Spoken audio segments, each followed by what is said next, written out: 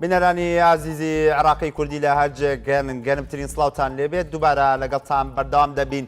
لەم ڕووماڵە تایبەتەی عراقی کوردی بۆ خۆپشاندان و ناڕەزایەتیەکانی بەغدا و پارێزگاکانی تری باشوور کە بۆ هۆی لێکەوتەی کۆمەڵێک توند و تیژی و هەروەها لە چەندی پارێزگای باشوور خۆپشاندانەکان گرژی لێکەوتەوە سووتاندی بارەگای حکومی دامەزراوە حکومی و حزبیەکان و تەنانەت دامەزراوە خزمەت گوزارەکانیشی لێکەوتەوە لە پارێزگاکانی میسان و مثەنا و زیقار و هەروەها لە کەربەلاش لە بەشێک لەو پارێزگانە بەهۆی ئەو توند و تیژیانەی کە دروست بوون چەندین خۆپشاندەر شەهید کران هەروەها تەسفیەی بەشێک لەلایەنەکان وەک وەزارەتی ناوخۆ لە بەیاننامەیەکدا ئاماژەی پێدەکات دەستی پێکردووە چونکە بەشێک لەو گرژانە هۆکاری ئەوە بوون کە خۆپشاندەران هەڵیان کوتایەتە سەر بارەگای دام و دەستگا حزبیەکان کە هەندێک لە پارتە سیاسیەکان با بڵێن پاسەوانانی پارتە سیاسیەکان بە چەک و فیشەکی زیندوو وەڵامی داونەتەوە وەزارەتی ناوخۆ لە بەیاننامەیەکدا دەڵێت لە خۆپشاندانەکانی دوێنێ و ئەمڕۆژدا هیچ فیشەکێکی زیندوو لەلایەن هێزەکانیانەوە بەکار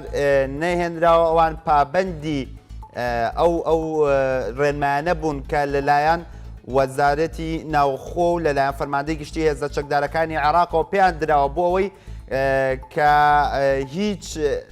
گرژیەک دروست نەبێت و هیچ هێزێک لە هێزەمنیەکان فیشەکی زیندوو بە ڕووی خۆپشاندەراندا بەکار نەهێنێت دەپرسین هۆکاری ئەم گرژیانە چین لە ئێستادا و هەروەها خۆپشاندان بەم شێوەیە دەکاتە چارەسەری ئەو کێشانی کە خۆپشاندەران داوایان کردووە هەروە داواکاری خۆپشاندەران لە هەڵەشانەوەی حکوومەت یاخود هەڵەشانەوەی بەشێک لە وەزیرەکان یاخود هەڵەشانەوەی پەرلەمان یاخود ئەو داواکاریە جیاوازانەی تر تا چەند دەکرێت جێبەجێ بکرێت و ئایاوانە چارەسەری ئەو کێشێن کە لە عێراق ماوەی زیاتر لە 18 ساڵدا هەیە ئەم پرسانە و پرسیارگەلی دیکە تاوتوی دەکەین لەگەڵ هەریەک لە میوانەکانم دکتۆر شۆڕش حەسەن مامەسای زانکۆی سلێمانی لە ستۆدیۆکانمان لە سلێمانی بە شێوەیەکی ڕاستەوخۆ لەگەڵما دەبێت هەروەها سامان محەممەد چاودێری سیاسی لە ڕێگەی هێڵی پەیوەندیەوە لەگەڵمان دەبێت مامەسا شۆڕش لە تۆ دەست پێ دەکەم ئێوارە باش دەمەوێ ڕای تۆ بزانم لەسەر خۆپشاندانەکانی بەغدا و پارێزگاکانی تر خۆپشاندانەکان وەک داوا کرا خۆپشاندانی ئاشتیانە بێت داواکاری هاوڵاتیان بێت داواکاری جۆراوجۆری گەنجان و چین و توێژەکان بێت بەڵام دەبینین لە پارێزگاکانی باشوور ئاراستەی خۆپشاندانەکان با ڕێگەیەکی تر داڕۆشت بۆ هۆکاری شەیدبوونی خەڵک بۆ هۆکاری سووتاندنی دام و دەستگا خزمەت گوزارەکان بۆ هۆکاری هەڵکوتانە سەر ئەمبوڵانسی فریاگوزاری دام و دەستگا خزمەت گوزارەکانی تر بە بڕای تۆ ئەم هەنگاوە یاخود ئەم ڕێگایە بۆ ئاوای لێهات بۆ خۆپشاندانەکان ئەم ڕێڕەوەیان گرت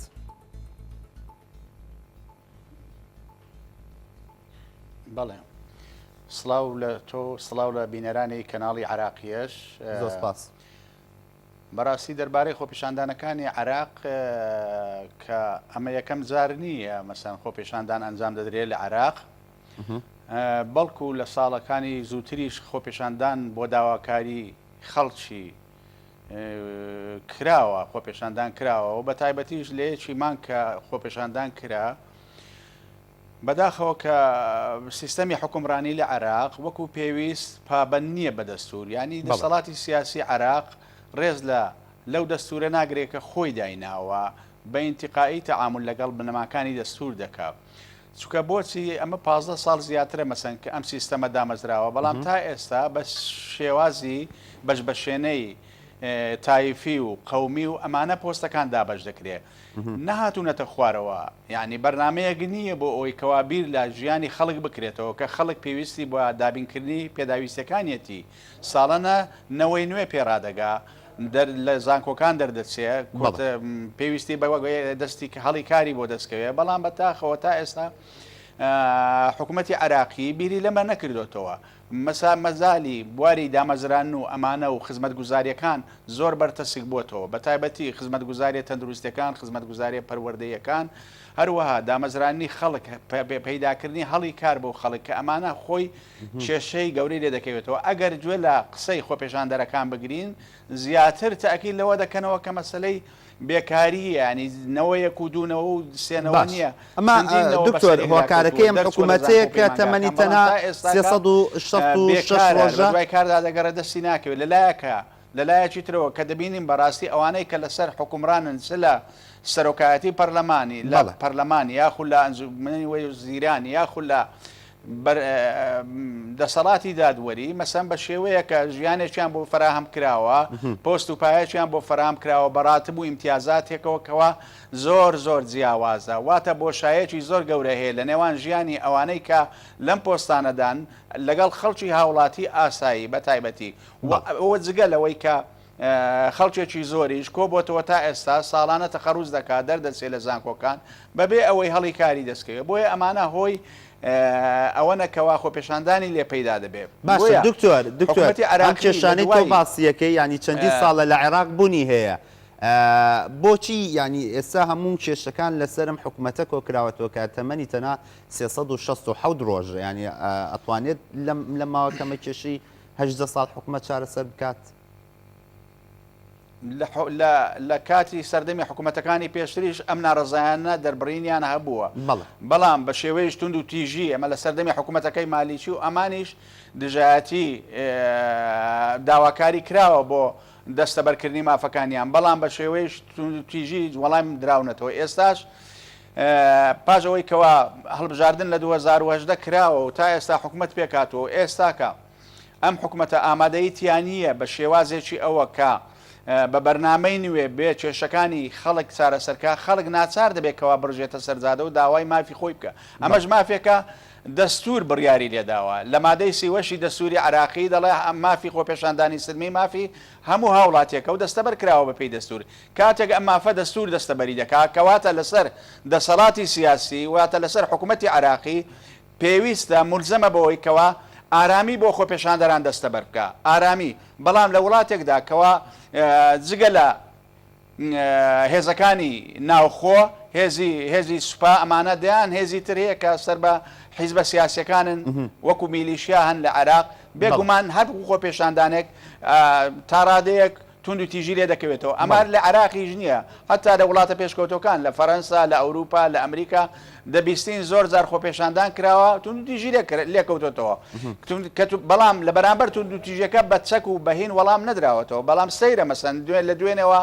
لە عێراق ژمارەی قوربانیەکان گەیشتونەتە زیاتر لە 40 کەس بەڕاستی ئەمە هیچ موبەرری نییە ینی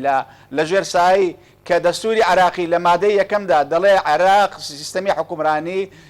پەرلەمانی دیموکراتیە ئەگەر لە ژێرسایی سیستەمێکی دیموکراتی ئاوا وەڵامی خۆپێشاندەران بدرێتەوە حەقە ئەمە بێن دەستورەکەش تعدیلکەن لەوەی کەوا ئەمە فعلەن ئەم وڵاتە ئەم ڕژێمە عیلاقی بەسەر دیموکراتیەوە نییە چکە لە سیستەمی دیموکراتی دەبێت ڕێز لە مافی خەڵک بژیرێ بێ خۆپێشاندان بکە بۆ نمونە مەسەن لە لوبناان خۆپێشاندانەکانی لوبناان لە یەکەم ڕۆژ و دووەم ڕۆژیش تونند و تیژی لێکەوتەوە بەڵام خەڵک نەکوژرا یعنی قوربانیەکان ژمارە قوربانیەکان بۆ ئاستە نەبوو کە دوێنێ لە عێراق بووە یاخود لە سەرەتای مانجی ئۆکتۆبەر کە لە عێراق ڕوویدا باشە دکتۆر ینی وەزارەتی ناوخۆ دوێنێ بەیانامەیەکی دەرکردووە دەڵێت هێزەکانی ئێمە بە کامل سفوفیەوە بە هەموو پێکهاتەکانیەوە پابەندی ڕێنمایەکانی وەزارەتی ناوخۆ هەروەها فەرماندەیەکی هێزە چەکدارەکان بوون چەند ڕۆژێک پێش ئێستا ڕەنگە گوێبیستی راپۆرتی لیژنەی لێکۆڵینەوە لە ڕاستیەکانی پێشلکارەکانی خۆپیشاندانەکانی 1 ئۆکتۆبەر تا 2 ئۆکتۆبەر بیکە کۆمەڵێک فەرماندەی گەورەی فەرماندەی باڵای ئەمنی لە کار لابران دەدرێنە دادگا ینی ئەم گرژیانە بەشێک دەڵێن کە خۆپیشاندەران یا بەشێک لە خۆپیشاندەران کەس گروپێک لە خۆپیشاندەران ڕژاونەتە سەر مڵک و ماڵی خەڵک، یان ڕژاونەتە سەر دام و دەستگای دەوڵەت، دام و دەستگای خزمەتگوزاری،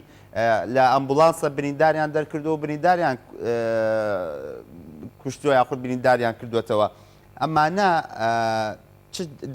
داواکارەکان دەگەێنێ بەکوێ؟ ئەمە بیانوێک نادا بەدەستەوە بۆی داواکاری خەڵکی کە پێشتر بە داواکاری ڕەوا دەبینران بەلاڕێدا ببرێت، یاخود دەست هەیە لەم بابەتێ بە بڕای تۆ؟ خۆی حکوومەتی وازیبی حکوومەتەکەەوە بەڕاستی داواکاریەکانی خەڵک جێبەجێ بکات. بەڵام بۆ نمونە مەسەن ئێمە ئەگەر بین لە لوبناان سەیری لوبناکەین دەبین گروپ هەن دەیانوێ وەزعەکە بشێوێنن، بەڵام هێزە ئەمنیەکان سوپادێ دە کۆنتترۆلی وەزعەکە دەکان نایە لێ وەزعەکە بۆ ئاراستەیە بڕوا کە جێرە شوێنی لێ بکەوێتەوە. ئەمە بەرپرسیارەتی هێزەکانی سوپای عراق و هێزە ئەمنیەکانی عراقە بەڕاستی کە نەیە لێ خۆ پێشاندەرانی زیادەڕەوی بکەن ئەگەر زیادەڕەویان کردبێ و نەژێ لێ ئەم گروپانەی تر ئەم میلیشیانە کە هەن بە شێوەیەک لە شێوەکان ڕێڕەوی خۆپێشاندانەکان بە ئاقار و بە ئاراستەی جێرە شێوێنی دابرن. واتە ئەمە بەرپرسیارەتی حکوومەتی عراقیشە، حتا لە هەموو دنیا وایە کاتێک کە تۆ خۆپێشاندان دەکەی حکوومەت ئاگادار دەبێت کە خۆپێشاندانێک بەڕێوەیە پێویستە حکوومەت احتیاطات وەربگرێ بۆی گرژی لەم خۆپێشاندانە نەکەوێتەوە. بەڵام بەداخەوە مەسەن حکوومەتی عراقی وەکو پێویست بۆ وازبی خۆی هەڵنەستاوە لە دابینکردنی ئەمن و ئاسایش بۆ خۆپێشاندەران و هەروە بۆ مؤسساتەکانیش. ئەمەش بەهۆی ئەوەیە کە لە دەرەوەی دەسەڵاتی حکوومەتی عراقە، چکە ئێمە دەزانین حکوومەتی عراق حکوومەتێکی لاوازە تا ئێستا دەسەڵاتە سیاسەکەی نەیتوانی وە کۆنتترۆلی هەموو پارچەکانی عراق بکە. میلیشیات هەیە لە عراق زیاتر زاڵترە، هێزەکەی زاڵترە بەسەر هێزە ئەمنیەکان و هێزەکانی حکوومەتی عراقی. بۆیەش ئەم گرژی و جێرە شێوێنانە ڕووی دەدات. خۆپێشاندانەکانیش بەو ئاقارەدا دەبرێت کە وەکو دەبینین بەداخەوە مەسەن لە دوێنێەوە زۆربەی خۆپێشاندانەکان بەبارێکی گرژ و تونند و تویژیدا ڕۆییوە کە ژمارەی قوربانیان زۆر زیاترە ئەوە لە شەهیدەکان و لە بریندارەکان کە نەدەکرێت ناکرێ مەسەن تۆ لە خۆپێشاندانێکدا ئەم هەموو قوربانی لێ بکەوێتەوە لە ماوەی 2 ڕۆژدا یان لە ماوەی ڕۆژێکدا بە تایبەتی دوێنێ بوو بەسەن زۆربەی قوربانیەکان. بۆیە دەبواە حکوومەتی عراقی بە تایبەتی کە ئاگاداری ئەوە بوو کە لە 25 مانگ سەرۆکی هێزە تەکدارەکان کە سەرۆک وەزیرانە ئاگادار بوو بەیاننامەی دەکردبووە لە پاڵ بەیاننامەکەدا احتیاتی ئەوەی وەگرتباکەوە وەزعەکە بەو شێوە نەتەقێتەوە ئەو هەموو قوربانیە لە وەزع نەکەوێتەوە. لە کاتێکدا ئێمە دەبینین لە شاشەکانی لە کەناڵە جیهانیەکان و کەناڵە عراقیان کە ئەوانەی هاتوون خۆپێشاندان دەکەن خەڵکی بەژمێنێتی ئەو وڵاتەن داوای مافی خۆیان دەکەن، داوای دامەزراندن دەکەن، داوای ژیانێکی باشتر دەکەن بۆ خۆیان. بەڵام بەداخەوەکەوە بەو شێوەیە یعنی هەڵس و کەوتیان لەگەڵ دەکرێت. باش دکتۆر لە دووشەوی ڕابردوو خۆش تاماژت پێک لە حکوومەت لە وتارێکدا عەبدولمەجید سەرۆکی ئەنجومەنی وەزیران زنجیرێک بڕیار و ڕێنمایی نوێ و چاکسازی دەرکرد لەوانە کەمکردنەوەی موچەی پلە باڵەکان کە یەکێک بوو لە تەنزەکانی شەقام دایمەن لەسەر زمانیا بوو کە موچەی فڵان پەرلەمانتار یاخود موچەی پەرلەمانتار موچەی وەزیر بۆ ئەوەنەیە و بۆ ئێمە ئەوەنەیە یاخود کۆمەڵێک تەنزی جیاواز لەسەرم بابەتە دەرکرد. یەکێک لەم بڕیارانە کە ئەمە بوو موچەی هەر بەرپرسێک لە وەکیل وەزیر پەرلەمانتار وەزیر بۆ نیوەکەم بکرێتەوە بەرچری موچە لە عێراق بە دەرماڵەوە ببێتە کەمتر بێت لە 10 ملیۆن. پێت وانییە یان ئەمانە وەڵامێکی کافی بوون بۆ داوای خۆپیشاندەران؟ نەخێر ئەمە تەنیا وەڵامێکی کافی نییە لە بەرەوەی خۆپێشاندەران داوای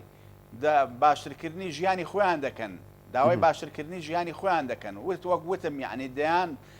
دەرچووی چەندین ساڵە بەسەرێکدا کۆبەتەوە لە عێراق لە هەموو ئاستەکان حتا ماستەر و دکتۆراش هەیە کە تا ئێستا هەڵی کاری نییە دابمەزرێ. ئەگەر دەبواە مەسەن هەنگاوی یەکەم ئەوەیە مەسەنکەوە داواکاری ئەم خەڵکە جێبەجێکرا بە هەڵی کار کرابایەوە تا ئێستا 15 ڕۆژە دەکرا مەسەن دەکرا بە خێرایی مەسەن لانی کەم یعنی مەسەن 100,000 کەسێک تاعین کرابە 100,000 کەسێک دامەزراندرابە. ئەمەی مەسەلەی کەمکردنەوەی موچەی پلە باڵاکان ئەمە شتێکی ترە. ئەمە دەبێ یعنی ئەمە خێر عادل عەبدولمەهدی سەرۆک ئەنجومەنی وەزیرانی عێراق یعنی نایکاتەوە دکتۆر مەبەستم تەنها و خەڵە نیە یان ئەو بڕیارەکانی تریش کە لە گۆڕینی کۆمیسیۆنی باڵای سەربەخۆی هەڵبژاردنەکان لە پێشنیارکردن بۆ گۆڕینی یاسای هەڵبژاردننی ئەنجومەنی نوێنەران ئەنجومەنی پارێزگاکان ئەو کە بڕیارانەی تریش کە لە وتارەکە ینی باسی لێوەکرد مەبەستم سەرجەمیانە نەک تەنها و خاڵە بەڵێ هەمووی بەس هەمووی زارێ هەر خیتابێکەوە لە ڕووی عملیەوە تەرجمە نەکراوە تەرجمەی واقع نەکراوە لە ڕووی عملیەوە دەکرا مەسەن دەکرا خۆ لە پێشیەکی دەشت دەیانزانی کەوا خۆ پێشاندان بەڕێوەیە دەکرا لە پێشیەکیدەوە لە مانجینەوە و ئەمانەوە ئەم هەنگاوانە بەهاویشترێ هەم مەسلەی موچەی پلە باڵاکان و هەمیش مەسلەی تەمینکردنی ژیانی خەڵک دامەزران دابینکردنی هەڵی کار بۆ خەڵک ئەمانە هەمووی دەستەبەر بکرێ بەڵام بەداخەوە حکوومەتی عراقی بەڕاستی بێخەم بووە لەبەر ئەوەی حکوومەتێکە یعنی سەرۆک ئەنجومەنی وەزیران خاوەندە سەڵات نییە ئەمە حکوومەتێکی ئیتیلافیە حیزبە سیاسیەکان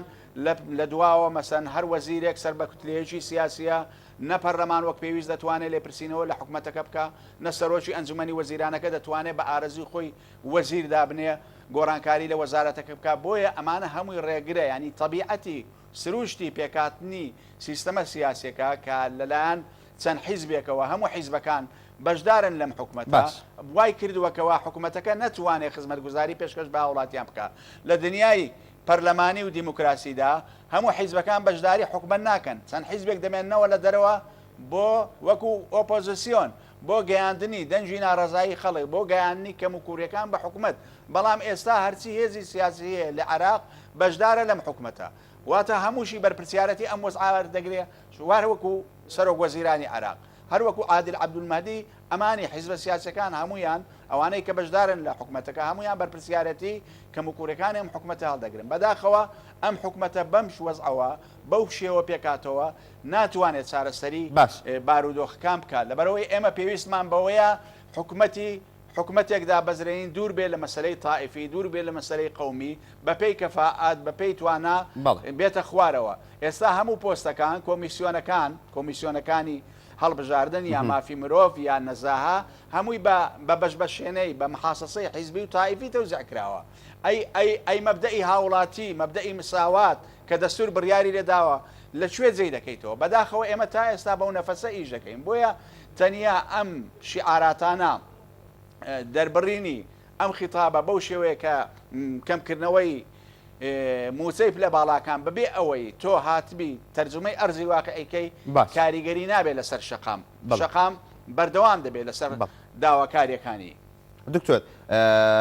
بەشێک لە پەرلەمانتاران و بەشێک لە چاودێرانی سیاسیش باس لەوە دەکەن ینی لایەنە سیاسەکان لە پەرلەمان و دەرەوەی پەرلەمان زۆر جار ڕێگر بوون لە هەنگاوە چاکسازەکانی حکوومەت لەوانەی کە دژ بە بەرژەوەندی ئەوان بووە پێت وانی ینی ململانەی سیاسی خراپ نادروست ململانەی سیاسی دژ بە هاوڵاتی بوون عێراقی گاندووە چەم کاتە بە تایبەت نێوان لایەنە سیاسەکانی خۆیان بەڵێ خۆی ئەم سیستەمە سیاسەکە پێشتریش ئاماژەم پێدا پێکاتەکەی بەو شێوەیە دروستبوونی بەم شێوەیە بەڕاستی وای کردووەکەوە حکومت نەتوانێت لە ئاست داخوازەکانی خەڵکدا بێ لەبەر ئەوەی پەرلەمان وەکو پێویست بە ئەرکە گرنگەکانی خۆی ناتوانێت هەڵسێ ناتوانێت لێپرسینەوە لە حکومت بکە بە هەمان شێوەی لەبەر ئەوەی پەرلەمانیش پێکاتەی پەرلەمانیش بە هەمان شێوە مەسەلەی پێکاتە سیاسیەکان و پێکاتە قەومی و تائیفیەکان ئەمانە هەمووی کاریگەریانەیە وای کردووە ئەم سراعە لە نێوان نەتەوەکاندا لە نێوان تائیفەکاندا لە نێوان مەسەبەکاندا لە نێوان حیزبە سیاسەکاندا وای کردووەکەوە پەرلەمانێکی مەشلول حکوومەتێکی بێدەسەڵات کە نەتوانێت خزمەتگوزاری پێشکەش بە هاوڵاتیان بکە وەک وتم حکوومەت هەموو حیزبە سیاسەکان بەشدارن لە حکوومەت کەس نییە چاودێری لەسەرم حکوومەتە بکە ئۆپۆزیسیۆنێک نییە بۆیە حکوومەتێک بەم شێوە ئەمە هەر لە حکوومەتەکە دانیە لە هەموو مؤسساسەکانی تریژ وەکو باسم ینی دابەشبوونی پێکاتی تایفی سیستەمی سیاسی وڵاتەوە کارە لەم بابەتەیە بەڵێ دابەشبوونی پێکاتەی تایفی عین دابژبوونی تایفی بۆ پێکاتی سیاسی وڵات بەڵێ بەڵێ ئەوە کار بۆ لەم بابەتەیە. ئەمانە هەمووی هۆکاری سەرچین بۆ ئەوەی کەوا حکوومەتی عراقی بەم شێوە زەعیف بێ بۆیەش ئێستا بەڕاستی دەبێت ئێمە ئەگەرمانەوێت چاکسازی بکەین دەبێت بیر لەوە بکەینەوەکەوە مەسلەی پێکاتی حکوومەتی عراقی بگۆڕین پێکاتی حکوومەتی عراقی بگۆڕین پەرلەمان ئێمە هەموو دەنگ و باسی دنیا یعنی حتا ئەو پەرلەمانی عراقی مەسەن کە سەتاسی خەڵک بەشداری هەڵبژاری نەکرد لە عراق بەڵام کەچی دەرەنجامەکانیش پەسەند کرا واتە ئەم پەرلەمانە نوێنەری بەڕاستی سەتاسی خەڵکی عراق نییە نوێنەری زۆربەی خەڵکی عراق نییە بۆیەش تۆ کە پەرلەمانێک بەم شێوەیە دروست بێ نەی حساب لەسەر دەرەنجامەکانی بکەیت هەڵوەستەیە بکەیت زارێکی هەڵبژاردن بکەیەوە خۆشیانی اعترافیان بەوە کرد قیادەکانی عراق اعترافیان بەوە کرد کە ئەمە خەڵک دەنجی نەداوە نهاتوە بەشداری هەڵبژاردنی نەکردووە بایکۆتی هەڵبژاردنی کردووە دەبێ دەبواە لێەوە ئەم زەنگە خەتەرە هەستی پێکرابە بەڵام بەداخەوە ئەم حکوومەتە نوێ زۆر بەسستیات بەسستی پێکات کە هاتیش بۆیش هەر لەگەڵ دروست ئینتخاباتەکان لەگەڵ دروستبوونی حکوومەت ناڕزایەکان وردە زیادی دەکرد تا ئەوە بوو کە لە 1 ئۆکتۆبەر تەقیەوە خۆپێشاندان دەستی پێکرد دوێنش لە 25 مانگ دیسان دەستی پێکردوێتەوە دووبارە من باوەڕم وایە تا بۆز عێراق بەو شێوەیە بێ ئەگەر ئەمڕۆژ کە بکرێتەوە مانجێشتر یاخود ساڵێکی تر دەست پێ دەکاتەوە چکە هاوڵاتی پێویستی بۆیە کەەوە خزمەت گوزاری پێشکەش بکرێ پێداویستەکانی دابین بکرێ کە لە بەداخەوە ئەمڕۆ لە عراقدا ئەمانە هیچ نییە ئەگەر سەیری ئەم هەموو ئیمکانیەتە بکەیت کە عراق دەوڵەمەندترین وڵاتە لە دنیادا بەڵام ئەگەر سەیری شارەکانی بکەین ئەمڕۆ بە تایبەتی ئەو شارانەی کە لە ژێر دەسەڵاتی حکوومەتی مرکزیدایە حەز دەکەی کەوا هیچ خزمەت گوزاریەک لە گۆڕێ نییە خزمەت گوزاری شارەوانی ئەمانە هیچ نییە نازانم ئەنجومەنی پارێزگاکان چیەکەن ئەنجومەنی شارەوانیەکان کاروباریان چییە سەرۆکی شارەوانی ئیشی چییە بەغدایە کە لە هەموو لایەوە خەڵک ڕووی تێدەکرێت ئێستاکە شارێکی پیس و پۆخڵ و لەگەڵ ڕێزم ینی شارێکەکەەوە بەسەر زبڵ و پۆخۆڵ و خاشاکدا غەرق بووە ئەنجا هەموو شارەکانی تری عراقیش زۆربیان بەداخەوە کەوان ئەمە مانای ئەوەیەکەوە نەتوانراوە خزمەت گوزاری پێش بکرێ بەو شێوەوە حکوومەتەش ناتوانین خزمەت گوزاری پێشکەش بکەین بۆیش ئەمڕۆژ خۆپێشاندانەکان بێز کە بکرێتەوە حتمما پاس ساڵێکی تر یا پاش سەمانجێشتر دەست پێ دەکاتەوە چکە هاوڵاتی کاتێکەوەتینی بۆ دێ لە هەموو شتێک مەحروم دەبێ ناچار دەبێت بێتە سەر جادا بێتە سەر شەقام بۆ ئەوی گزارش لە بیر و ڕای خۆی بکە ئەمەش مافێکەکەوا زۆربەی دیکۆمنتە نێودەوڵەتەکان و دەستوری عراقیش و دەستورەکانی دنیاش بڕیاریان نەداوە وەکوتم لە مادەی سیوەش مافی ئازادی ڕادەربڕین و مافی خۆپێشاندان دەستەبەر کراوە کە ئەم مافە دەستەبەر کراوە ئیتر دەبێ حکوومەتەکە بێ ممارەسەی ئەم مافە مسۆگەر بە بڕای تۆ نەوەک مەسەن بەو شێوە ڕوبەڕووی داخوازەکانی خەڵک بکرێتەوە لەبەر ئەوەی چەند کەسێک لەلایەنێشترەوە چەکدارن یاخود بە شێوەیەک جێرە شێوێنی دروست دەکەن ئەمە بەرپرسیارەتی هێزە ئەمنیەکانە کە نێلێ ئەمانە جێرە شێوێنی دروست دکتۆر بە بڕای تۆ پەرلەمان یاخود ئەنجومەی نوێنەرانی عراق تاوکو ئێستا بە تایبەت ئەنجومەی نوێنەرانی ئەم خولە کارەکانی وەکو خۆی ئەنجام داوە بۆ تەجێی متمانەی هاوڵاتیان مەوەشی بۆ زیادکەم ئەمڕۆ بڕیاوە بۆ ئەنجومەی نوێنەران کۆ بێتەوە بەڵام لەبەر نەبوونی نیسابی یاسایی و ئامادە نەبوونی پەرلەمانتاران نەیتوانی کۆبنەوە لەسەر داواکاری خۆپیشاندەران بکات کە ئێستا گەرمترین بابەتی گۆڕەپانی سیاسی عراق و بەڵکو و ڕۆژهەڵاتی ناوڕاستیشە. بەداخەوە پەرلەمانی عراق ئەنجومەنی نوێنەرانی عراق لە خولەکانی پێشتریش و لەم خولەشدا بە تایبەتی لە ئاست داخوازەکانی خەڵک نەبووە نوێنەرێکی ڕاستەقینەی و ڕازگۆی خەڵکی عراق نەبووە بەڕاستی چکە ئەگەر نوێنەرێکی ڕازگۆ و ڕاستەقینەی خەڵکی عراق بووە دەبواە پێش بەرژەوەندی و ئیمتیازاتەکانی خۆیان بەرژەوەندی و ئیمتیازاتی خەڵکیان دەستەبەر کردبا وڵات بەرەو پێشەوە دەڕۆی ئەم هەموو ئافات و مەشاکیل و جێرە و کێشەیە ڕووی نەدەدا کە ئێستاکە ئێمە دەبینین لە 2011ەوە لە 2011 خۆپێشاندان ناو بەناو لە عراق دەکرێت لە زۆربەی پارێزگاکانی عراق لە بەغدا بە تایبەتی ئەمە هەمووی ئەوەیەکەوە پەرلەمان نەیتوانیوە نوێنەری ڕاستەقینەی خەڵک بێ پێداگیری بکە لەسەر داخوازەکانی خەڵک بۆ ئەتیبارێکەوە متمانەی لە خەڵکەوە وەرگرتووە بۆ ئەوی کەەوە ئەگەر هات و حکومت نتوانێت خزمەت بە هاوڵاتیان بکە ئەم متمانە لە سەرۆکی حکومت وەگرێتەوە متمانە لە وەزیرەکان وەگرێتەوە بەڵام تا ئێستا ئەمەی نەکردووە زیاتر لە خەمی بەرژەوەندی و امتیازاتەکانی خۆیاندا بوون بۆیەش تۆ دەبینی ئەمڕۆ لە بارودۆخێکی وایدا کە پەرلەمان بڕیار دەبێت ئەمڕۆ دانیشێ دەبینی نیسابی یاسایی تەواو نابێت لەبەرەوەی زۆربیان ئەسڵن لە بەغدا نەماون لەگەڵ ڕێزم بۆیان لەوانەیە زۆربیان لە بەغدا نەمابن بەغدایان بەجێهێشت بێ بۆیش ئەگەر نوێنەری ڕاستەقینەی خەڵک بن ئەمان دەبواە لە دوێنێەوە لە ناو پەرلەمان وجودیان هەبواە هەڵوێستیان هەبواە بە شێوەیەک لە شێوەکان تەعامل لەیتی سەپەیوەندی دابان لەگەڵ حکومت چکە حکومت لەژێر متمانە و چاودێری ئەواندا کار دەکات بەڵام کە ئەمان وەکو پێویست نین لە ئاسی داخوازەکانی خەڵکنین بەڕاستی ئەمە کێشەیە کە وەکووتم ئەم پەرلەمانەش یعنی بەڕاستی لە هەڵبژاردننی ئەمجارە ڕێژەی بەشداربوون زۆر کەم بووە ڕێژەی دەنگدان زۆر کەم بوو خەڵک کەمتر بەشداری دەنگدانی کرد زۆربەی بایکۆتی هەڵبژاردننی کرد بۆیەش یعنی ئەم پەرلەمانەش خۆی بە نوێنەری تەواوی خەڵک نازانێ و نوێنەری تەواوی خەڵکیش نییە ئەگەر نوێنەری تەواوی خەڵک بە هەڵوێستی شتری دەبوو لەسەر ئەم ڕووداوانە لە یەکی مانگەوە لە کاتی خۆپێشاندانەکەەوە یەکەم واتە لە یەکی ئۆکتۆبەرەوە کە خۆپێشاندان دەکرات لە کۆبوونەوەی بەردەوامدا دەبوو بۆ چارەسەری ئەم دۆخە لەگەڵ حکوومەت نەک بچن وەکو دۆخێکی ئاسایی کۆبوونەوە بکەن باش دکتۆر وەکو چاودێرێکی کاروباری عێراق و مامۆستایەکی زانکۆ دەسوەردانە دەرەکیەکان لە کاروباری عێراق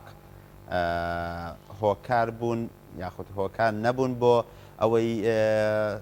سیاست و یاخود باردۆخی وڵات بە گشتی بگاتە ئەمڕۆ بێگومان عراقیش لە دوای 2023ەوە یعنی دەستوەردانە دەرەچەکانی لەسرە بەردەوام ینی هەموو وەک هەموو وڵاتانی ناوچەکە سەیری سووریاکە سەیری لوبنانکە سەیری یەمەنکە هەموو وڵاتەکانی ناوچەکە دەستوەردانی دەرەچیان لەسرە بەداخەوە ئێمە لە عراق یعنی زیاتر بازی ئەو دەستوەردانەمانداوە لە پێکاتەی هەموو حکوومەتەکاندا بە شتێکی شاراوە نییە لە دوای هەموو هەڵبژارنەکان کە بۆ عێراق کراوە پێکانانی حکوومەتەکان و هەڵبژارنی سەر و کۆمار و سەرۆکی ئەنجومەنی وەزیران دەستخستنە ناوەوەی دەرەچی بە ئاشکرا دیار بووە حتا لە مەسلەی ڕوبەڕووبوونەوەی خۆپێشاندانەکانی ئەنی مەسلەی دەستوەردانە دەرەچی دیارە بۆیە عێراق بەدەر نییە لەو وەزعی کە ئەمڕۆ هەیە لە ناوچەکە دکتۆر لە سەرهەڵدانی خۆپیشاندانەکان بەشێک لە چاودێران دەڵێن دەستوەردانی دەرەکی هەیە ینی ئەم ناڕەزایەتیانەی کە هەبوون نەخێر من بە بڕوای من یعنی دەربڕینی ناڕزایی خەڵک ئەو ناڕزایی کە خەڵک دەری بڕیوە ئەو خۆ پێشاندانانە ینی عیلاقەی بەوە نییە چکە خەڵک داوای مافی خۆی دەکا و ئەگەر واقعیش بین ئێمە دەزانین خەڵک لە عێراق و زۆربەی مەحرومە دەیان چین لە ماوەیەک پێستا دەرچوانی ماستەر و دکتۆرا هەڵگرانی بڕوانامەی ماستەر و دکتۆرا چون خۆ پێشاندانیان کرد بۆ ئەوی کەوا دابمەزرێن هەڵیکاریان بدرێت بە شێوەیەکی زۆر خراپ وەڵام درانەوە کەواتە ناکرێت ئێمە هەر شتێک کە خەڵک داوی مافی خۆی بکە بێتە سەر شەقام بۆ داواکردنی مافەڕەوەکانی خۆی ئێمە بیبەستینەوە بڵێن ئەمە هاندەری دەرەکی بە جۆرێکی تر دکتۆر بەڵام هاندەری دەرەکی تەدەخولاتی خارجی لەسەر عێراق هەبووە لە دوای 2023ەوە تاوەکو ئێستا لە پێکاتەی هەموو حکوومەتەکان هەبووە لە پێکێنانی هەموو حکوومەتەکان لە هەڵبژارنەکان هەبووە تەدەخولاتی خارجی هەبووە ناشارێتەوە و ئەمڕۆ عێراق یعنی لە چەند لایەکەوە چەند قوتبێک دەیانەوێت دەست نفوزیانە بێت لە ناو عێراق بەڵام دەربارەی خۆپێشاندانەکان من باوەڕم وانە کەم خۆپێشاندانە دەستی دەرەچی لە پشتەوە بێ ڕەنگە مەسان لایەنێک لە دەرەوە چەند لایانی دەرەچی پێخۆش بێت کە ئەو وەزع لە عێراق دروست دەبێت بەڵام ئێمە دەبێ بزانین کە ئەمانە هاوڵاتی عێراقین داوای مافەڕەوەکانی خۆیان دەکەن بە پێی ئەوەی لە دەستور بڕیاری دراوە بۆیە ئەرچی حکوومەتی عێراقیەکەوە بە پێی داواکانی ئەوانەوە بچێ بە شێوەیەکی ئاشتیانە بە زووترین کاتیش گیرگرفت و حکوومەتێک کە خەریکی نێوەندگیری بوو لە نێوان دوو وڵاتی زەلهێزی جیهان کێشەیەکی جیهانی لە نێوان ئێران و ئەمریکا لە نێوان ئێران و سعودیا بەلایەکی تر سەرقاڵی ئەوە بوو کێشەکانی ڕۆژەڵاتی ناوڕاست هەل بکات ئێستا ینی دەبینی تێوەگلاوە لەگەڵ کێشەکانی خۆی داما بە بڕوای تۆ وڵاتان ئەویان ناوی عێراق بگەڕێتەوە سەر هێز و مەکانەتی خۆی لە ڕۆژەڵاتی ناوڕاست یان کێ بەرژەوەندی لە مەدانیە بە بڕوای تۆ بە بڕوای من یعنی زۆر هێزی دەرەچی و جیهانی و ئیقلیمی بە تایبەتی هەن کەوا نایانەوێ عێراق بگەڕێتەوە دۆخی زارانی وەکو هێزێک وەکو دەوڵەتێکی بەهێز لە ناوچەکە و جوودی هەبێ لەبەرەوەی بەرژەوەندیان لەوەدایەکەوە عێراقێکی لاواز بێ عێراقێکی پارچە پارچە بێ عێراقێک بێکەوە دەیان هێزی تیا بێ بە شێوەیە کە حکوومەتە مەرکەزیەکەی خاوەنی دەسەڵاتێکی سیاسی ئەوە نەبێت کە بتوانێت کۆنتترۆلی وڵاتەکە بک بەتەواوی بۆیش تۆ دەبینی مەسەرەن دەست درێژیەکان لە ئێرانەوە زۆر جار مەسەن سنوورەکان تۆ باران دەکرێت یاخود لە تورکیاوە سنوورەکان تۆ باران دەکرێت ئەمە گەر حکوومەتێکی بەهێزە بێت لە بەغدا ئەم شتانە قبول ناکە زۆر جار لە وڵاتەکانی تریش مەسەن لە کوێت و ئوردون و ئەمانش تەجاوز کراوەتە سەر خاچی عێراق بەڵام ئەم حکوومەتە لەبەر ئەوەی سڵتەی سیاسی کە ڕوکنێکی گرنگی دەوڵەتە سڵتە سیاسەکە لاوازە لە عێراق دوای 2023 وەکو پێویست نییە بۆیە ناتوانێت ڕوبەڕووی هەرەشەکانی ناوە بێتەوە ڕوبەڕووی هەرەشەکانی دەرەوەش بێتەوە ئەجینا ئەمڕۆ لە عێراق چەندین میلیشیا هەیە ئەگەر سڵتەیەکی بەهێسە بێ کۆتایی بە میلیشیانە دێنێ ئەگەر حیزبی سیاسی دەبێت تەحویل بێ بۆ حیزبی سیاسی ئەجیر ممکن نییە چکە لە دەرەوەی دەسەڵاتی قووەتی دەوڵەت هیچ هێزێشتر هەبێ دەبێ هەموو هێزێشتر لەژێر کۆنتترۆلی دەسەڵاتی دەوڵەتدا بێ بەڵام کاتێک دەسەڵاتی دەوڵەتەکە ئەوەندە لاواز بێ هەم لە ناوخۆ هەم هێزەکانی وڵاتانی دەوروبەریش لی بێ منەت بن بەبێ ئەوە دەستدرێژی بخێنە سەر ئەمنیەت و سەروەری خاکەکە ئەوە مانای ئەوەیەکەوە ئەم وڵاتە خاوەنی دەسەڵاتێکی سیاسی نیە سڵتە سیاسەکەی لەرزۆکە ئەمەش خەتەرە لەسەر عێراق بۆیە بۆ عێراق زۆر گرنگەکەوە خاوەنی دەسەڵاتە سیاسەکەی بەهێزکە بە شێوەیەکەوە بتوانێت سەروەری خاچی خۆی بپارێزێ سەروەری هەرێمەکەی خۆی پارێزێت لە هەموو هەرەشە و مەترسیەکانی ناوەوە لە هەموو هەرەشە و مەترسیەکانی دەرەوەش بەڵام بەداخەوە لە دوای 2023 عێراق نەیتوانی ئەوە بکە بە تایبەتی لەو دەستدرێژیانەی کە دەکرێتە سەر خاچی هەرێمی کوردستان چ لەلایەن ئێرانەوە یا لەلایەن عێراقەوە لەلایەن تورکیاوە عێراق دەستەوەستانە نەیتوانیوە بۆ جارێکیش وەڵامی ئەو دەستدرێژیانە بێتەوە هەتا نەیتوانیوە ڕێگا دیبلۆماسیەکانیش بگرێ وەکو پێویست لە نەتەوەی گرتوەکان بۆ ڕوبەڕووبوونەوەی ئەو دەستدرێژیانە باشە دکتۆر باس لەوە کردیانی بەشێک لە پارێزگاکانی عێراق ئێستا بە دەست نەبوونی خزمەتگوزاریەوە دەناڵێن بە بڕوای تۆ ینی بوونی لا مرکزیت یان پێدانی لا مرکزیت لە پارێزگاکان چارەسەر دەبوو لە سەرتاوە بۆ ئەوەی پارێزگاکان گەشت پێدانی خۆیان ببینن یاخود پێش بخرێن یان بەشێک لە ڕۆژنامە نووسان دەڵێن هەندێک پارێزگا هەیە لە باشوور هەموو پارێزگاکە بەدەست لایەنێکی سیاسیە ینی لەسەرەوە بۆ خوارەوەی لایەنێکی سیاسی تەحکومی پێوەکات بە بڕای تۆ چارەسەر چییە؟ بەڵێ خۆی لامەرکەزی مانای ئەوە نییەکەوە پارێزگاکە بە ئارەزی خۆی هەڵسوکەوتکە بەو داهاتەی کە بۆی دیاری کراوە باش چکە لە کۆتاییدا لامەرکەزیەت لەژێر چاودێری و سەرپەرشتی ئیدارەی مرکزیدایە بەڵام بەداخەوە لە عێراق لێپرسینەوە نییە لە دوای 2023ەوە لە دوای ینی لە هەموو حکوومەتەکان تا ئەم دقەی ئێستا لێپرسینەوە نەکراوە لەسەر هەموو ئاستەکان مەسەن لە گەندەڵی لە وەزارەتێکدا هەیە لێپرسینەوە نەکراوە گەندەڵی لە محافەزەیە کراوە نییەکرا لێپرسینەوە نەبووە ئیتر کە لێپرسینەوە نەبێت کە نیزامی سزانە بێ نیزامی عیقاب نەبێ لێپرسینەوە نەبێ بێگومان تەشەنە دەکا گەندەڵی بۆیش هەموو ساڵێک کە ریزبەندی وڵاتانی گەندەڵ دیاری دەکەن دەبین عێراق لە پێشەوەی ئەو وڵاتانەیە بەداخەوە ئەمە عیلاقی بەوە نیە ئێمە سیستەمێکی مرکزیمان هەبێ یا سیستەمێکی لا مرکزیمان هەبێ چکە لە ژێر سای هەردوو ئیدارەی مرکزی و ئیدارەی لا مرکزی ئەگەر تۆ سیستەمێکی ڕقابی ئەوەت نەبێ هێزە پەرلەمان کە نوێنەری خەڵکە نەتوانێت لێپرسینەوە لە حکوومەتەکە بکە و لە هەموو پارێزگاکانیش بە هەمان شێوە کە ئەنجومەنی پارێزگامانەیە پێویستە ئەنجومەنی پارێزگا لێپرسینەوە لە هەیئەتی پارێزگا بکە کە ئەمە نەکراوە بەداخەوە ئەمەمانای ئەوەیە هەم پەرلەمانەکەش باوەرچی خۆیان نەساوە هەم ئەنجومەنی پارێزگاکانیش بارچی خۆیان هەڵ نەساون بۆیە ئەم خزمەتگوزاری وەکو پێویست پێشکەش نەکراوە نەک لە بەغدا لە هەموو پارێزگاکانی تری عراقیش بۆیە ئێمە پێویستمان بەوەیە کەوە بگەڕێنەوە بەوەی کە پەرلەمانێکی کارامان هەبێ پەرلەمانێکی کارامان هەبێ پەرلەمانێکمان هەبێ کە نوێنەری خەڵک بێ ئەویش بە کەمکردنەوەی ئیمتیازاتی پەرلەمانتارەکان بۆ ئەوەی خەڵکیەک بە شێوەیەک کەم بکرێتەوە کە هەموو خەڵک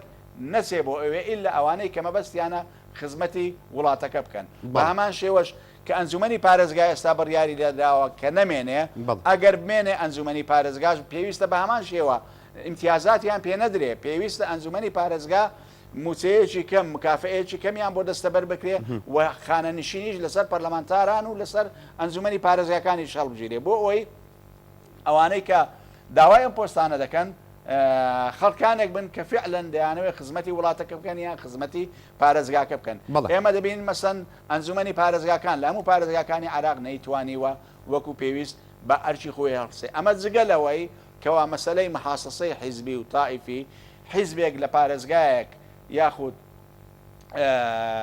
هێزێکی سیاسی لە پارێزگایەک دەستی زیاتر دەڕوا ئیتر ئەم پارێزگای بۆ خۆی کۆنتترۆل کردووە بۆ خۆی احتیکار کردووە کەس ناتوانێت لێ پرسیینەوەی لەگەڵ بکە ئەمە لەسەر ئاستی هەموو عراقیشە بۆیە ئێمە بەو شێوەیە گەیشتوین ئەگەر بێت و لێپرسینەوە هەبێ ئەگەر بێت و پەرلەمانێکی کارەمان هەبێ ئەنجومانی پارێزگا هەبێ دەستور بێ ڕێزی لێبژیرێ قانون سەروەری هەبێ بەو شێوەیە نابێ بەڵام بەداخەوە ئێمە قەزا هەیئەی قەزا داواکاری گشتی لە عراق ئەویش وەکو پێویست نەیتوانیوە دەوری خۆی بینێ لە پێشێرکارە یاسایەکان کەوا بتوانێت ڕێلە و پێشێرکاری یاسانە بگرێ ئەوانەی کە لەلایەن حکوومەتەوە دەکرێت حکوومەتی ناوەندی فیدراالی یاخود ئەوەی لەلایەن حکوومەتی پارێزگاکانەوە دەکرێت بەسەر خەڵک و بەسەر بەرژەوەندە گشتەکانی هاوڵاتیاندا باش دکتۆر لەم بارودۆخی کە ئێستا عێراق تێدایە ڕۆڵی دوو سەرۆکایەتیەکەی تر سەرۆکۆمار و سەرۆکی ئەنجومەنی نوێنەران دەبێت چۆ بێت و چی بێت لە کاتێکدایانی هەستا هەموو چاوەکان ئاراسی سەرۆکی ئەنجومەنی وەزیرانە یاخود هەر ئەو قسەی کردو لە سەرم بابەتە بەتایبەتم خۆپشاندانەی دوو ڕۆژە دەبێت ئەوان دەتوانن چ ڕۆڵێک بگێڕن بۆ ئەوەی ئەم ناڕەزایەتی یاخود ئەم کوڵانەی کە لە شەقامی عێراقی هەیە ئێستا تا ڕادێک هێور بێتەوە و چاکسازیە پێویستیەکان بکەن هەموو سەرۆکایەتەکان سەرۆکی کۆماری عراق سەرۆکی پەرلەمان خۆی سەرۆکی ئەنجومەنی وەزیران بەرپرسیارەتیان هەیە هەمووی بەرپرسیارەتیان لەوەی چۆنێتی چارەسەرکردنی ئەم دۆخە ئەگەر چارەسەر بکرێ بزانرێ ئەگەر حکوومەت مقاسیرە ئەمە سەرۆکی پەرلەمانیان سەرۆکۆمار دەبێت هەڵوێستی بەرامبەر حکوومەتەکە هەبێ ئەگەر حکوومەت مقاسیر هەز ناکەن مقاسیر بێ پێویستە مەسەن بە هاوکاری و ماهەنگی نێوان هەموو لایەکان بتوانکەوە بە زووی وەڵامی خۆپێشاندەران بگرێتەوە بۆی داواکانیان لانی کەم ئەو داوایانەی کە هەنووکەین و پێویست و گرنگن عیلاقەی بە ژیانی ئەوانەوە هەیە جێبەجێ بکرێ نەک ئەو داوانەی یعنی ڕاستە ئەوان داوای ئەویان کردووەکەوا موچەیپ لە باڵاکان کەم بکرێتەوە بەڵام ئەمە دەکرێت بخرێتە هەنگاوی دووەم یەکەم هەنگاو داواکاریەکانی ئەوان جێبەجێ بکرێ بۆیە ئەمڕۆ هەم سەرۆک کۆمار بەرپرسیارەتی هەیە بەپێی ئەوەی کەوا ئەم لە دەستور سەرۆک کۆماری عراقا و ڕێز دەبێت دەستور و هاوڵاتیان پارێزێ و بەرژەوەندەکانی وڵات پارێزێ کە ئەمڕۆ بەرژەوەندەکانی وڵات کەوتۆتە خەتەرەوە بەڵام دەبینین تا ئێستا هەڵوێستی نیە دوو ڕۆژە بێدەنگە سەرۆکی پەرلەمان بێدەنگە دوو ڕۆژە کە ئەمیش مؤسسەیەکە مؤسسەیەکی تەشریعیە تەمسیلیە نوێنەرایەتی خەڵک دەکات بەڵام تا ئێستا ئەمانیش پەرلەمان کە بڕیار بوو ئەمڕۆ کۆ بێتەوە کۆ نەبووتەوە بۆ سەرۆک پەرلەمانیشی سەڵوێستیشی نەبووە تا ئێستا یعنی سەرۆک ئەنجومەنی وەزیران بەو ئەتیبارەی دەسەڵاتی فعلی هەیە ئەو بەرپرسیارەتی زیاتر هەڵدەگرێت لە چارەسەرکردنی دۆخەکان لەسەر هەموو ئاستەکاندا و ئەگەر بزانێت لە توانای خۆیدانی ئەوە بۆی هەیە کەوا داوای دەست دەکات کێشانەوە بکە یاخود سەرۆک کۆمار داوای دەست دەکات کێشانەوەی لێ بکە بە شێوەیەک لە شێوەکان بەڵام لە حاڵی حاضر وەزعی ئەمڕۆدا هەمویان بەرپرسیارن و بە دەرەجە یەکەم سەرۆکی ئەنجومەنی وەزیران هەروەها سەرۆکی کۆماریش ئەم بەرپرسە ئەمیپرسە لە بەرژەوەندی و ئەمن و ئاسایش و سەروەری ئەم وڵاتە. داواکاری خۆپشاندەران ینی لە تیڤەکانەوە بینیتە چەندین داواکاری جۆرەجۆرن بۆ نمونە بەشێک لە خۆپشاندەران داوای حەلی دەستور دەکەن داوای لابردننی دەستور دەکەن بەشێک داوای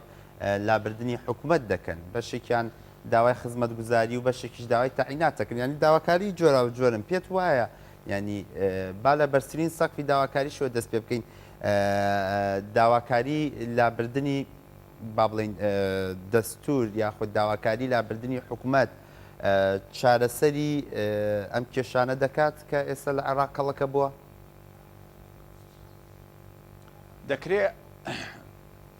دەکرێت مەسەن ئەم دەستورە کە خەڵک لە زروفێکی تایبەتی دایان ناوە لە 2005 دەکرێت ئەمڕۆ تعدیلاتی تێدا بکریان دەستورێشتردا بنرێن ئەگەر بزانین کەم و کوڕیەکان لەکوێ لەم دەستورە بەس بە بڕوای من کەم و کوڕیەکان وەک شارەزایشی دەستوری کەم و کوڕیەکان کەمتر لە دەستورە کەم و کوڕیەکان لە تەطبیقکردنی دەستورە کەم و کوڕیەکان لە ئیلتیزام نەکردن بە دەستورە بەداخەوە لە سەرۆکایەتی کۆمار و لە سەرۆکایەتی پەرلەمان و لە سەرۆکایەتی ئەنجومەنی وەزیران و هەمویان وەکو پێویست ڕێز لە سەروەری یاسا سەروەری دەستورەکە ناگرن هەر دەستورێکیش کە سەروەری نەگیرێ ڕێز لە سەروەریەکەی نەگیرێ قیمەتی نامێنێ ینی ئێمە ئێستا لە عێراق ئەگەر دەستورمان هەبێ و نەبێ هیچ جیاوازیەک نییە لەبەرەوەی مافی هاوڵاتی پێشێر کراوە مەبدەئی هاوڵاتی نەماوە مەبدەئی یەکسانی هاوڵاتیان نەماوە ئەم کۆمیسیۆنانە پۆستەکان لە وەزارەتەکاندا هەمووی بۆ حیزبە سیاسەکان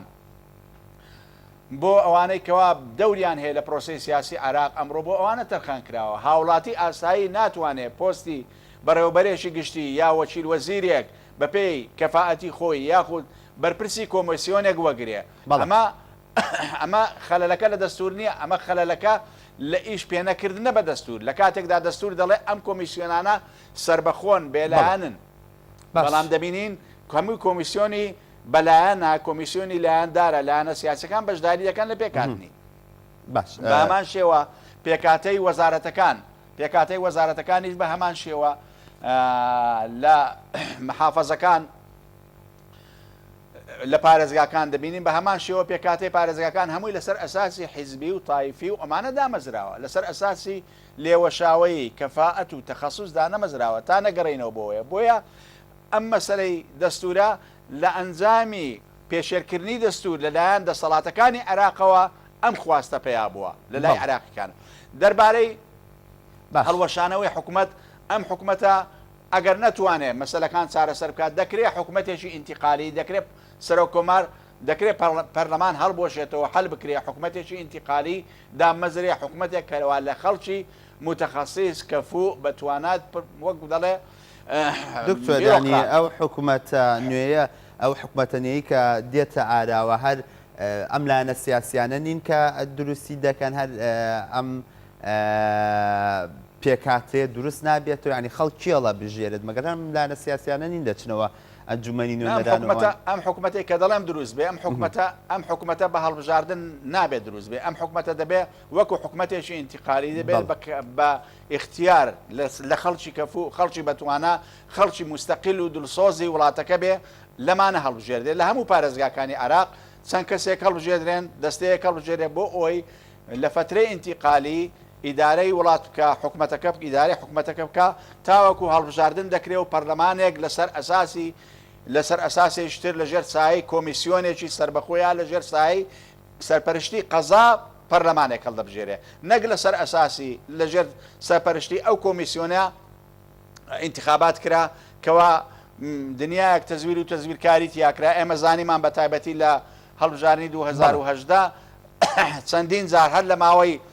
لە ساڵی 2010 تا ئینتیخاباتە کرا 3 جار دەستکاری قانونی ئینتیخابات کرا بەڵام ئەگەر ئینتیخاباتێکی نەزیک بکرێت لەژێر چاودێری قەزا بێگومان قەزا یاخود هەیئەتێکی سربەخۆی بێلایەنەویش دەکرێت پەرلەمانێکی جیاوازترمان بداتێ لەو پەرلەمانە بەردوور بێت لە پەرلەمانی مەحاسەسەی حیزبی و تائیفی و ئەمانە پەرلەمانێک بێکەوە نوێنەری خەڵک بێ بتوانێت سەروەری بۆ دەستور بۆ قانون بۆ هاوڵاتی دەستە بەرکە بەڵام بەداخەوە ئێستا لەژێر سای ئەم پەرلەمانە و ئەم حکوومەت و ئەم سەرۆکایەتیانەی کە لە عێراقدایە سەروەری نەبۆ دەستور ماوەتەوە نەبۆ هاوڵاتی ماوەتەوە نەبۆ قانونیش نەبۆ یاساش بۆیە نەبۆ هەڵبژارنیش هەڵبژارنەکانی شەمووی بە شێوازێک ئەنجام درێت کە پڕە لە تەزویر و تەزویرکاری واتە خەڵک ئەم پەرلەمانەی کە هەیە گزارژنی لە ئیرادەی خەڵک بۆیە پێویستمان بە چارەسەری ڕیشەیی هەیە ئەگەرمانەوێ عێراق بەرەو گۆڕانکاری و بەرەو پێشکەوتن بچێت حەلی وەختی حەلی لاوەچی چارەسەری لاوەچی ممکن نییە تۆ وەزعەکەت بۆ کەناری ئارام بە باش دکتۆر ئەم ناڕەزایەتیانەی کە هەن لە عێراق و بەغدا و پارێزگاکانی تر بە بڕوای تۆ کاریگەری ناڕەزایەتەکانی لوبناان و سووریا و ڕۆژەڵاتی ناوڕاست بە گشتی بەسەرەوەی یاخود دواتریش گەر لەگەڵەوە شە وڵامی ئەو پرسیارم بیتەوە کاریگەری لەسەر هەرێمی کوردستان دەبێت ئەم ناڕەزایەتیانەی هەن بە کورتی سوپاس دەکەم. بەڵێ وڵا ئەم ناڕەزایەتیانەی کە دوێنێک کراوە تەمان عێراق وەک زانی پێشتریش لە عێراق بەردەوام مەسەن زۆربەی ڕۆژەکانی هەینی لە مەیدانی ئازادی بەغدا خۆپێشاندان هەبوو بە تایبەتی لە یەکیدا کە خۆپێشاندان کرا لە لوبنان خۆپێشاندان نەبوو لە وڵاتەکانی تر خۆپێشاندان نەبوو بەڵام واتە ئەمە کەمتر تەئسیری لوبنانی لەسرە بەڵکو لەوانەیە ئەو خۆپێشاندانانەی عێراق کاریگەری هەبوو بێ لەسەر خۆپێشاندانەکانی لوبنان و ڕەوتی بەرەو پێشچوونی خۆپێشاندانەکان واتە ڕەوتی خۆپێشاندانەکان لەوەی بەرەو پێشەوە دەڕوایە یاخود کرد دەکرێت بە شێوەیەک لە شێوەکان ئەمە کاریگەری دەبێت ئەگەر بە خۆپێشاندانەکان بەرەو پێشەوە بڕوە حتمما کاریگەری دەبێت لەسەر ئەو وەزعی کە لوبنان لە لوبنانی شێ و لەسەر ئەوەی کە لەوانێت لەسەر هەرێمی کوردستانیش بە شێوەیەک لە شێوەکان کاریگەری بێ بەڵام ئەگەر بێدەنجی لێ کپ بکرێتەوە خۆپێشاندانەکان لە یەک دوو ڕۆژی داهاتوودا کە من باوەڕم وانێ خۆپێشاندانەکان وا بە ئاسانی کپ بکرێتەوە ئەگەر کپیش بکرێتەوە بۆ کاتی لە ماوەیەکی تردا سەر هەڵدەدا ئەگەر کپ بکرێتەوە ئەمە ئەو کاریگەری نابێت لەسەر هەرێمی کوردستان بەڵام ئەگەر بەرەو پێشەوە بڕوە حتمما لەسەر هەرێمی کوردستان و لەوانەیە وڵاتانی دەوروبەریش دەور و کاریگەری هەبێت. باش سپاس مامۆستا خود دکتۆر شۆرش حەسەن مامۆسای زانکۆ بە شێوەیەکی ڕاستەوخۆ لە سلێمانیەوە لە گەڵما بووی. بەڵێ بینەرانی ئازیز لەگەڵتانە